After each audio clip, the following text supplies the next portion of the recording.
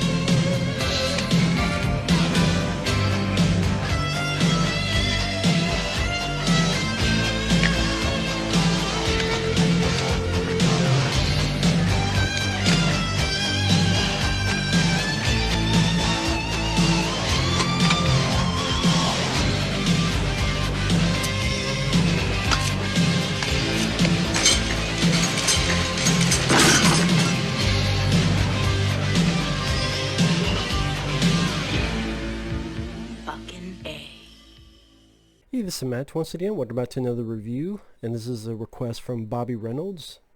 Thank you for that. If anyone wants to request pretty much any type of video, review, movie topic, whatever, you do request it either directly, send it directly to my PayPal, or join me on my Patreon. Both things are down below in the info box. But he wanted me to talk about the, 1953 film Titanic, which I'm like, really? Because I'm not usually the guy that talks about films from the 50s or 60s, but I guess he's a fan of the film, or I'm assuming, or maybe about in comparison to the James Cameron film. I don't know. The film itself is definitely a lot shorter than James Cameron's film.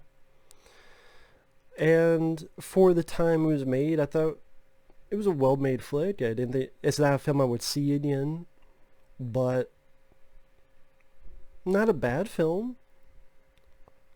I remember at the time they did not know as much about Titanic as we do nowadays. So for example, when the boat is sinking, it doesn't break in half, because at the time they didn't know that it broke in half. But I mean, the gist of the plot is, of course, people get onto the Titanic. You have a woman, her son, and her daughter. They've gone on there.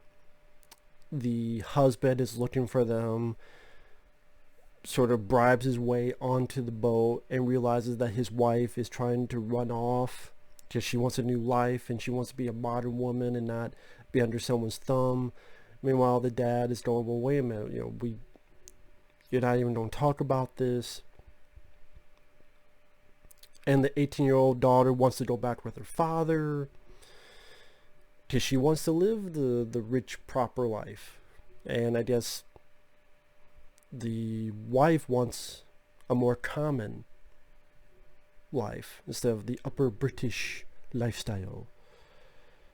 And then there's dramatics where, well, what about my son? It's not your son. It was a one-night stand. And it's definitely a movie that really showcases the different... It is interesting, to be fair, look at older films by the acting, the dialogue.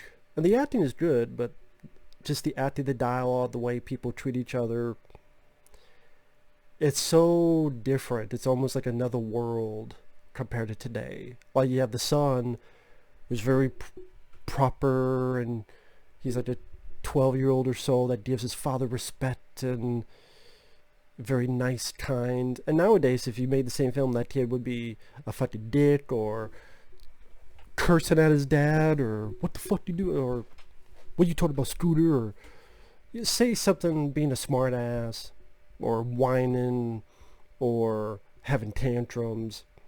Not this kid. This kid is proper and nice and kind and courteous. And yeah, almost like another world. Same with other people, like how they talk, how they interact with each other. And then now, when I say nowadays, I'm not talking about like James Cameron's Titanic, which takes place in that timeline. I'm talking about if an event happened in 2020 or 2019 or whatever year you want to pick, in the last 5 years or even 10 years, characters would act a lot different.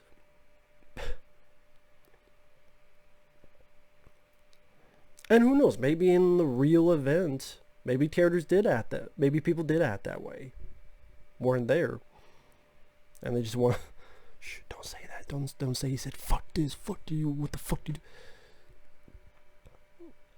But yeah, it just me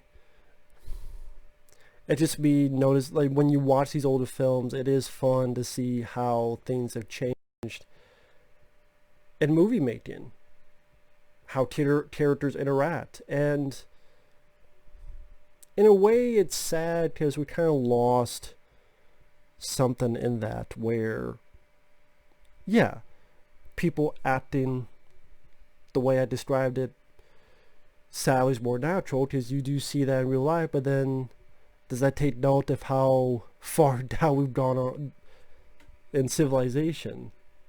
I guess I'll leave that up to you to say yay or nay. But the other characters, I mean, the other notable characters are Robert Wagner. The guy would be number 2 in Austin Powers films. He's in this very young as this guy who, I believe he's a tennis going to Purdue or something. That's another thing. Like, how many you don't have college kids that go up for tennis, not football, Sadiq's football rules, or basketball, but for tennis, and falls for a girl who's the daughter of this couple that I was talking about.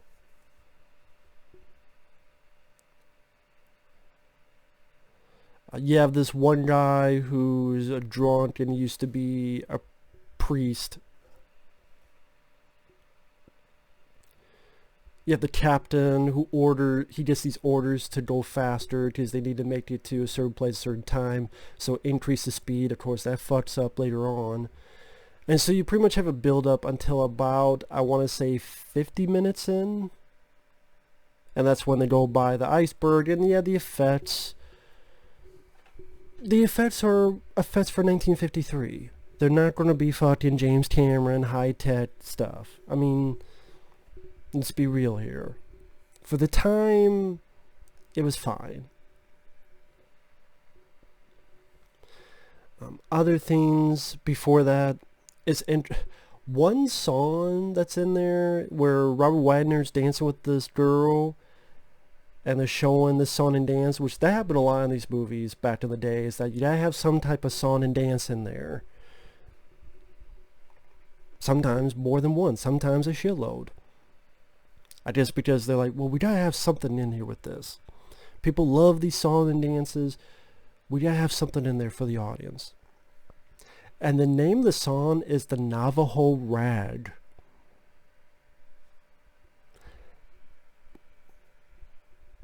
She's on the Navajo Rag.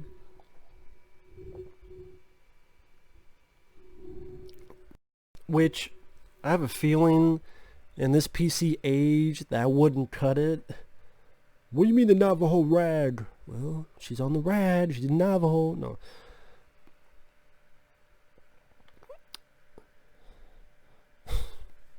Yeah, I'm not going to touch it. I'm not going to go further with that one. But I mean, the characters, the acting is fine. It's apples and oranges when you compare characters from the 50s and such to characters of today. It just is, with the way they're written, the way they act, the dialogue usage.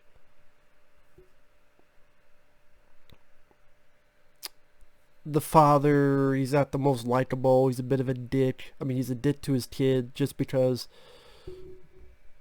he finds out it's not his kid, and the kid really wants to play this shuffleboard game, and the father's like, nope, I'm busy. Nope, I'm playing poker. Nope.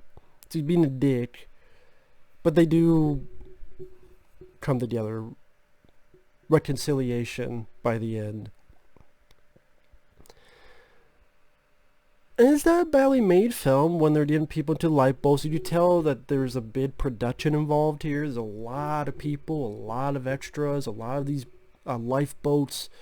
Robert Wagner's character's getting the ropes and he falls down and then he's unconscious. They pull him into the boat. The ending, I was surprised by how sad it was. Well, not that surprised, it's Titanic. But still, spoiler alert, the little boy gives up his boat for another woman, an older woman, goes find his dad. The dad's like, why are you here? And then they can't leave. So, yeah, the wife and the sister, the daughter and Robert Wagner got out, but the father says, hey, I've been proud of you every day of my life, and they reconciliation, and they're singing before this explosion, sinking of the ship. Again, it doesn't break in half, like, because they didn't know at the time that's what happened. It is in black and white. I have no problem with a film in black and white. There's many films I enjoy in black and white, whether it be Clerks, Ed Wood. The 1950s The Theme from Another World, I really enjoy. Back in the day, I love a lot of Abbott Costello movies. Stuff from Red Skelton. I love The Three Stooges. So, I've reviewed quite a few of the Universal monster movies like Dracula and Frankenstein, and I enjoy a lot of those. Not all, but a lot of those. So, black and white doesn't bother me. I mean, people don't say, well, which is better, this or the James Cameron film? It's half the fucking running time of the James Cameron film. I mean, to be fair, I don't... One of the reasons I don't like James Cameron's Titanic is just way too fucking long. I think if you told the same story in 90-some minutes, like the running time of this, I think it would have been a better film. I really do. But I mean, it does have the technical aspects, the effects, the sinking of the ship, which is not fair because the year that was made and the year this was made. Character-wise, I like Leonardo DiCaprio as an actor. So that Billy Zane. So Cameron's film has that going for it. I don't know. I just really what I got out of this was it's been a while since I've seen the film from the 50s because I've been so busy with and usually my wheelhouse is 80s or 90s movies. So it was just interesting watching an older film, just seeing all the differences in filmmaking techniques, in dialogue, in the way the actors, the characters interacted with each other, the usage of dialogue, just the behavior of characters.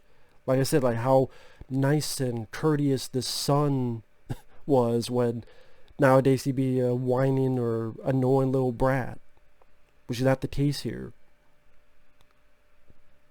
If you had this type of character in a movie today, people say it's unrealistic, which that's kind of sad when you think about it.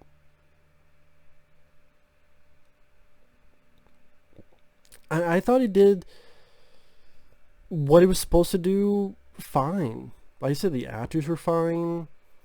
The sinking of the ship, you have these big waves and real water, real people being cascaded by the water. The outsides of the iceberg and ships, and yeah, they're not state of the art. But yeah, this is 1953. The actors did their jobs well. But at the same time, it's not really a film I would gravitate towards watching again. Not really any big reason for it, just because.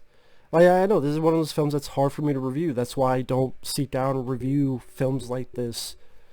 Because I know it's hard for me to review. I'm not a great reviewer. I know that. I say that because there are films like this that it is tough for me to review. So I really don't know what else to say other than, yeah, not a bad movie. It was for free on YouTube. if you're really into the Titanic, you're not going to learn anything new. But I guess if you're really, I guess it depends if you're into these type of movies. It's interesting to watch in comparison to James Cameron film. So I'll give it that. So it is what it is. I don't know what else to say. So thanks for watching. Take care. We'll see you guys later. Bye-bye.